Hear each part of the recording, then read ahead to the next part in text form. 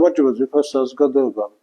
ამას წინათ შევხვდა სოციოლოგიური კვლევა, სადაც ერთ-ერთი სოციოლოგი გამოკითხვის შედეგებს აჟღერებდა და მან თქვა, რომ თუ აქამდე ერთ-ერთი მთავარ შიშად კაცობრიობის ისტორიაში და საზოგადოებაში ზოგადად ითვლებოდა სიკვდილის შიში, ეხლა ის ჩანაცვლებულია და ის ჩაანაცვლა ცხოვრების საზრისის მოკლების და ვერ დანახვის შიშმა. ანუ ადამიანებს პრობლემა აქვთ დაინახონ აზრი ამ ცხოვრების, რადგანაც ეს ცხოვრება ფაქტობრივად მათთვის და განსაკუთრებით კი ახალგაზრდებისთვის ალოგიკურია და შესაბამისად მათ ჭირდებათ დახმარება.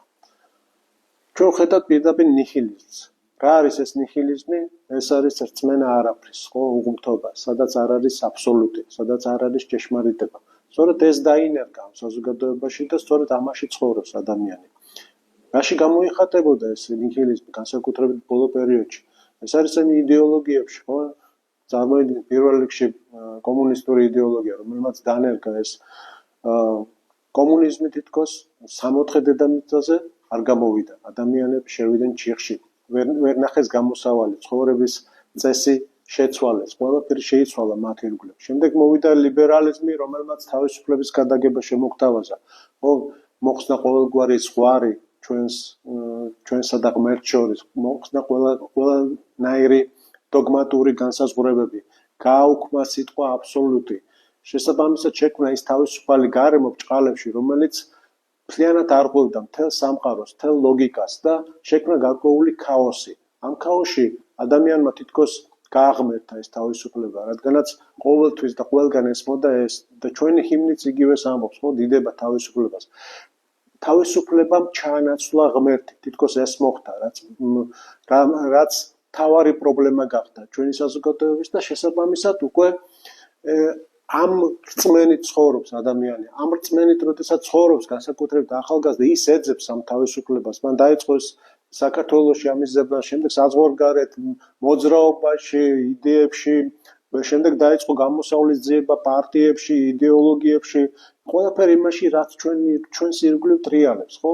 ამაში ცხოვრობს ადამიანი, მაგრამ გამოსავალი ვერ დაინახა, რადგანაც მან შენიშნა, რომ კი ბატონო, თავისუფლება ერთის მხრივ, რომელიც გაღმერთებულია უმაღლეს ღირებულებაა, თუმცა ეს უმაღლეს ღირებულება აღარ აკმაყოფილებს მას. რეალობა სულ სხვაგვარია მის ირგვლივ. ნაცვლად თავისუფლების ხშირ შემთხვევაში კონტროლია. ეს კონტროლი შეიძლება იყოს ციფრული, შეიძლება იყოს მატერიალური, სამსახურებრივი, კანონების მიღება, გამკაცრება სხვადასხვა კუთხით და ამან ყველაფერმა დაანგრია ეს ადამიანი. ერთი მხრივ თავისუფლება, რომელიც მას გაღმერთებული ჰქონდა, იდეოლოგია, რომელიც მან მიიღო და ჰუმანიზმის სახით, ასევე რელატივიზმის შეფარდებითი კანონების, შეფარდებითი თეორიების სახით, რომელიც ასევე შემოიჭრა. ერთი სიტყვით ამ იდეოლოგიურ ქაოსში მყოფი ადამიანი, რომელსაც პირდაპირ ჩამოუყალიბდა ეს ნიჰილიზმი იმის გამო, რომ უკვე ვეღარ დაინახა გამოსავალი, იმიტომ რომ ის გამოსავალი, რომელიც შესთავაზა სამყარომ, ამ კონტროლირებად ქაოსში, ხო, ის გამოსავალი მან ვერ მიიღო, იმიტომ რომ ეს ჩიხი აღმოჩნდა და სწორედაც იმიტომ აღმოჩნდა, რომ თავარი ღირებულება ნიჰილიზმის რა არის? ეს არის ღმერთის უარყოფა, აბსოლუტის უარყოფა და ნიცშეს განმარტებით, ასევე მღვდელმონაზონი სერაფიმ როუზი აკეთებს ამაზე აქცენტებს და კარგად მოყავს ეს მაგალითები. ნიცშე რას ამბობს, რომ როდესაც გაუკვდა თავარი ღირებულება, ფასეულობა, მას მიიღო ყველა დანარჩენი ფასეულობა. რა არის თავარი ფასეულობა? თავარი ფასეულობა არის ღმერთი. თავარი ფასეულობა არის ის ღვთაებრივი კანონები, რომელშიც ცხოვრობდა. როგორც კი ეს მოაშორა ამ ნიჰილიზმმა საზოგადოებაში, ამ თავარი, ხო, ბუნებრივია დანარჩენი, ყველაფერი აირია. როდესაც აირია, ამაში კიდევ დახმარება ვერ შეძლო ვერავინ თითქოს რა. ბუნებრივი აქ ეკლესია შემოდის აუცილებლად. ეკლესიური აზროვნება, ეკლესიური რწმენა, ისწავლება, რომელიც არის ეკლესიური, თუმცა რწმენა ყველას არ უნდა. ყველამ არ მიიღო ის მოწოდებული ჭეშმარიტება, გაჟღერებული ჭეშმარიტება, რომელიც რომელიც განკაცდა, ხო, მაცხოვარი ჩვენი იესო ქრისტე ისწავლება არ მიიღო ადამიანმა, თუ კი მან არ მიიღო ეს სწავლება, შესაბამისად ის ვეღარ იქნება მორწმუნე, მას აღარ ეძლევა ეს მადლი, იმიტომ რომ მადლი და რწმენა და ეს ყველაფერი ის რაც ეკლესიურ ცხოვრებას ახლავს, მხოლოდ მაშინ მოდის ადამიანთან თუ ის რწმენაშია, თუ მას ეს რწმენა არ აქვს და პირიქით ნიჰილისტურად არის განწყობილი, შესაბამისად მას ესეც არ ექნება. შესაბამისად, აქაც გარკვეულ სასოწარკვეთილებამდე მივიდა ადამიანი, მაგრამ აქ ორი გამოსავალი დაინახა სერაფიმ როუზმა. ერთი, როდესაც ამ სასოწარკვეთილებას უკვე მოყვება შედეგი, როდესაც ეს ინგრევა ბოლომდე ეს ადამიანი და შესაძლოა თვითმკვლელობითაც ასრულებდეს თავის ცხოვრებას, სხვათა შორის უნდა აღინიშნოს, რომ ბოლო დროს განსაკუთრებით ასევე არის გამოკითხვის შედეგად, რომელიც ხელოვნურ ინტელექტთან არის დაკავშირებული, ხშირად ისმება კითხვები და ეს რაოდენობა ამ კითხვების მატლობს სწორედ სუიციდთან დაკავშირებით და რატომ მოზლის ადამიანს ეს სუიციდის აზრი, რატომ სურს თავის მოკლა და ასე შემდეგ. ესეთი აზრები გახშირდა. რატო გახშირდა ეს? სწორედ ამ ნიჰილიზმის გამო, რადგანაც გამოსავალი ვერ დაინახა. ყველგან ჩიხია, ყველგან პრობლემებია.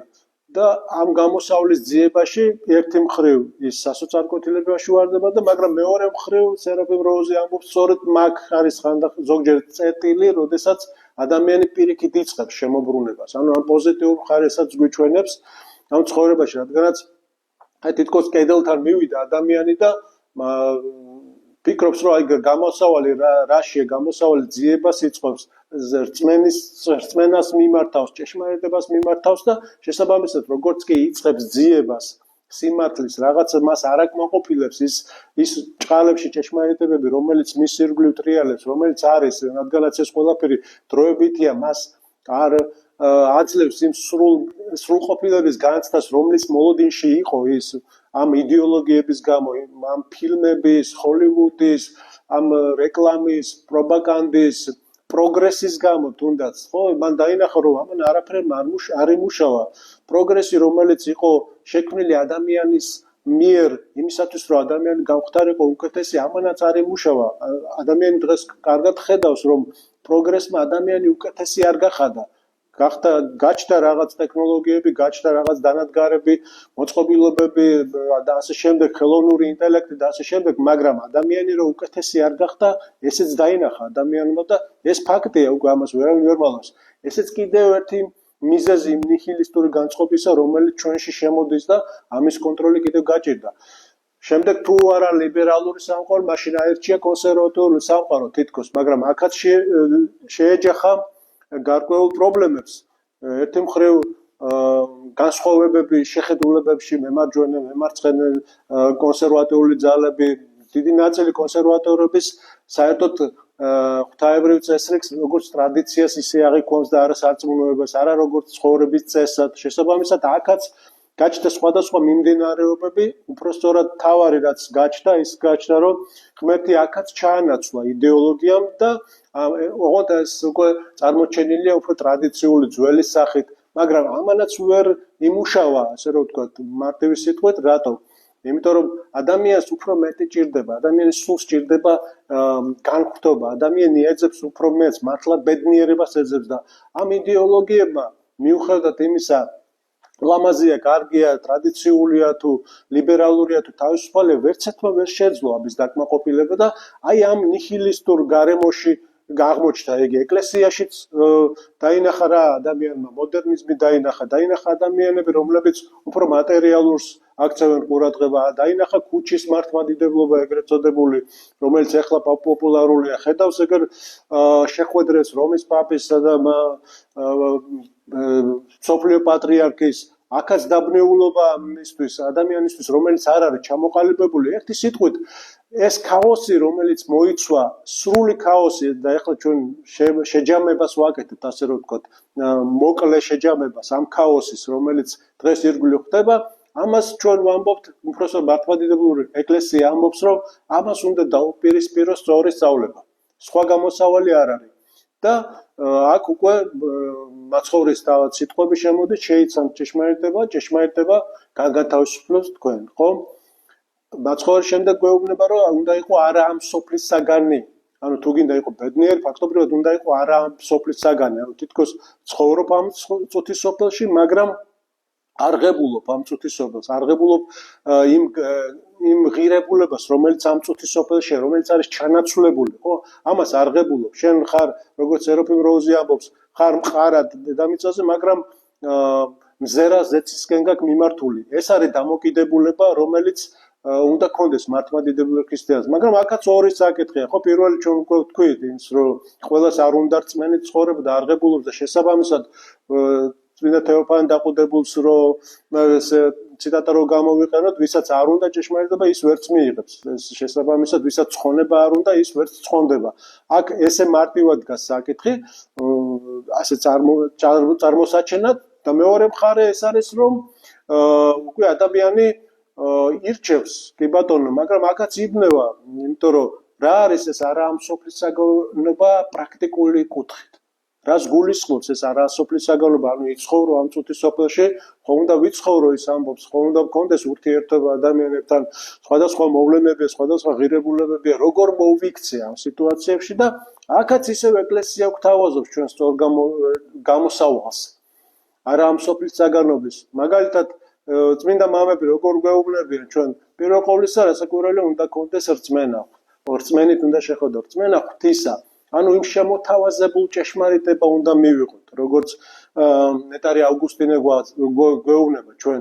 არა ის რაღაც ფანატიკური სწავლება, არა ფანატიკური სარწმუნოება, არა გადახრები ამ სარწმუნოებაში, არამედ სწორედ ის, რომელიც არის შემოთავაზებული და აქაც ძალიან მოკლედ რომ ვთქვათ რა არის სწორი შემოთავაზებული სარწმუნოება, ის არის რაც სახარებისეულად, სახარების სწავლება რაც არის, რაც შემოგვთავაზა ქრისტიანობამ, შემდეგ უკვე კრებების სწავლება, კრებების დადგენილებები, ასევე როგორც თომელი არის მიღებული ეკლესიაში და შემდეგ ასევე წმინდა მამების მიერ ამ სახარებისეულ და კრებების შეჯამებაზე დაყრდნობით სუფთა სახარებისეული სწავლებით მიღებული ის გადაწყვეტილებები და აზრები, რომელიც ერთობა მამებისა მიიღო, ხო, კონსენსუს პატრიუმ, რასაც ეძახიან და შესაბამისად ეს არის თავარი ამოსავალი, მაგრამ ეს ყველაფერი ხო რთულია.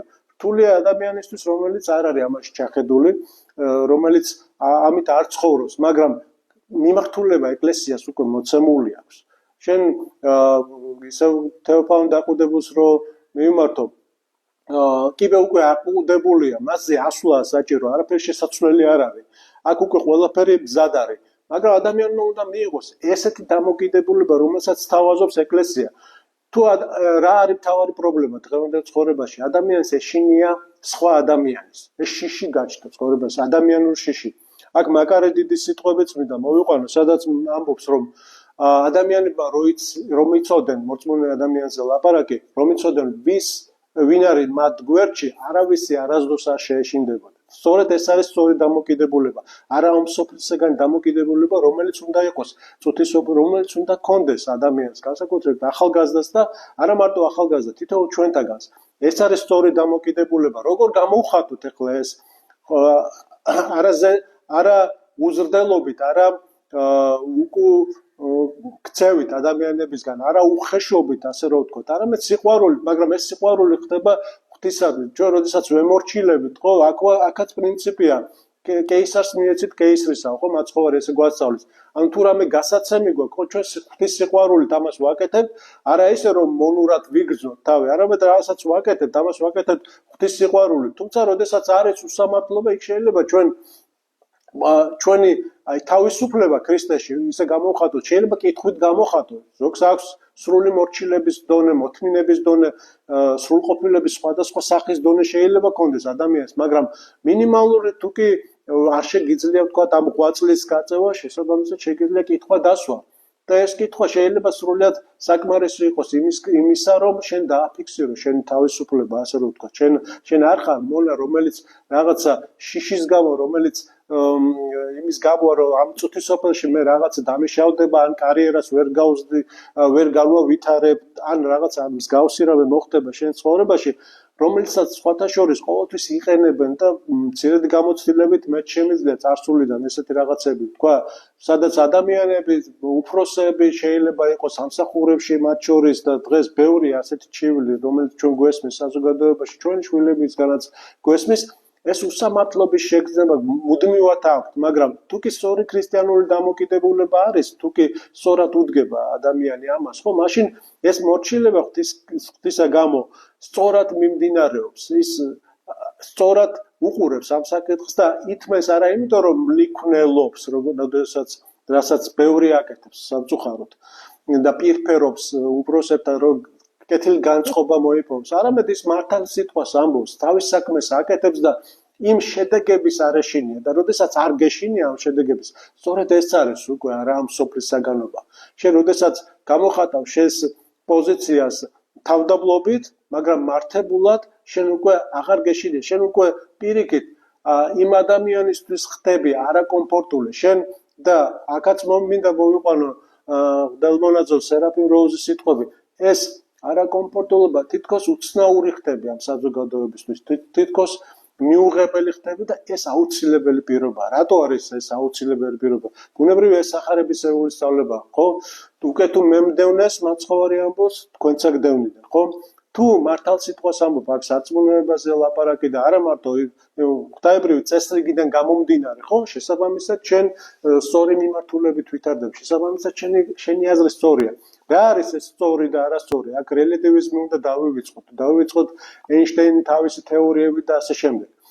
მართებული მხოლოდ ის არის, რაც არის შედარებული ღვთაებრივ კანონთან. თუ ეს ღვთაებრივ კანონს ეთანხმება, შესაბამისად არის კეთილი, შესაბამისად არის სწორი, მართებული. თუ ეს არ ეთანხმება ღვთაებრივ კანონს, შესაბამისად არის ცოდვა, შეცდომა და არასწორი მიმართულებით ვითარდება ადამიანი. ამას ადარებს, ხო? მაგრამ ამის შედარება შეუძლია ვის? მას ვისაც ესმის, ვინც შეისწავლა და ესეც ვალდებულებაა ქრისტიანის, გარკვეული ცოდნა კონდეს იმ სარწმუნოებისა, რომელშიც ის ცხოვრობს, რომლის იმედიც აქვს და რომლის ცხონებით სურს რომ გადარჩეს, ხო? ცხონდეს ადამიანის შესაბამისად, ეს ყველაფერი ერთად ქმნის იმ ღირებულებას, მთავარ ღირებულებას, მაგრამ ამის სწორ გზაზე დაყენებაა მთავარი, ახალგაზრდების მხარდაჭერა სწორი მთავარი განმარტება ამ მოვლენების მთავარი და აქ მე უნდა ვთქვათ, რომ სამწუხაროდ არ დაიდო ეს სწორი შეფასებები, იგივე ლიბერალიზმის, იგივე ჰუმანიზმის, იგივე იდეოლოგიის, როგორც ცნების განმარტების შეფასება არ დაიდო, ბევრი თვლის იდეოლოგიას მიიჩნევს, სარწმუნოებას მიიჩნევს იდეოლოგიად მაგალითად და ასე შემდეგ და ეს ერთი და იგივე არ არის. სარწმუნოება არის ცხოვრების წესი. აქ როდესაც ცხოვრობ, შენ პირდაპირ ვცდილობ კონდეს კავშირი ზეცასთან, ლოცვითი კავშირი, მაქსიმალურად ვცდილობ იყო არა ამ სოფლის საგანი, არა იმიტომ რომ აქ ამ სოფელში არ ცხოვრობ, აქ ცხოვრობ, მაგრამ შენ ხარ არა ამ სოფლის საგანი. თითქოს არ ღებულობ იმ ყველა სიამეებს, რომელიც აქ არის, მაგრამ აქ ერთი მომენტია და ეს კითხვა შეიძლება მართებულიც იყოს და ამას სვამს ბევრი ადამიანი. მე ყველაფერი თუ უარყვავი ამ ცხოვრებაში, არაფერი არ მივიღე, არაფერი არ ვაკეთე, სიამეები მივიკელი, რაღა გამოდის, რომ ესაც ხო არ არის ეს ნიჰილიზმის ფორმა, მაშინ რაღა აზრი აქვს. აი სწორედ მაგაში არის აზრი და უნდა ვთქვა და აქაც მინდა მოვიშველიო სერაფიმ როუზი ის ამბობს, რომ აი ჩვენ ქრისტიანულ ცხოვრებას ახლავს გარკვეული სარწმუნოებრივი სიტყვებაო. ანუ ეს სიხარულის განცდა მომავალი დიდების, მომავალი ცხონების ერთგვარი განცდაო. რასაკვირველია აქ სწორ შეხედულებაზეა ლაპარაკი. აი ეს განცდა აძლევინებს ადამიანს. მოწამეები, როდესაც მიდიოდნენ და დებდნენ თავს ქრისტესთვის, სარწმუნოებისთვის, მათ ყველას ფაქტობრივად ჰქონდა სიხარული. ხო ჩვენ ეს ვიცით, ჩვენ ვიცით რომ უამრავი წმინდანი მოწამე ყავს. არა მარტო სოფლის, მარტო საქართველოს რო ავიღოთ, ხო 100,000 მოწამეც რო ავიღოთ. იქ ხო სიხარული იყო, იქ ხო ძალით ეს ხო არ ხდება. აქ არის სწორედ ეს მომენტი და მაგრამ ეს განცდა შეიძლება გაუჩნდეს მხოლოდ იმ ადამიანს, ვისაც ეს რწმენა გააჩნია. ვისაც რწმენა არ აქვს და ეს მადლი არ მიუღია, ამის განცდა მას გაუჭირდება, მას არ ეწოდინება, ის ვერ გაიგებს და ესეც ხდება და საწუხაროდ უმეტესობა ადამიანები, რომელსაც ამის განცდა არ აქვს, შესაბამისად არასწორი ინტერპრეტაციას აკეთებს, შესაბამისად მორწმუნე ადამიანის სწორ დამოკიდებულების კრიტიკას იწყებს, მისი დევნაც იწყება გარკვეული შედეგებით, გარკვეული მიმართულებებით, გარკვეული სიმკაცრით გააჩნია ეპოქას და მაგრამ ეს აუცილებელი პირობაა. ქრისტიანი სწორედ ამას ითმენდა, ამით ცხოვრობდა, ამას შეხედავდა თავის არა ამ სოფლის საგანლობას, იმედს და სასოებას ამყარებდა ღმერთს და ასე ცხოვრობდა და იყო ბედნიერი.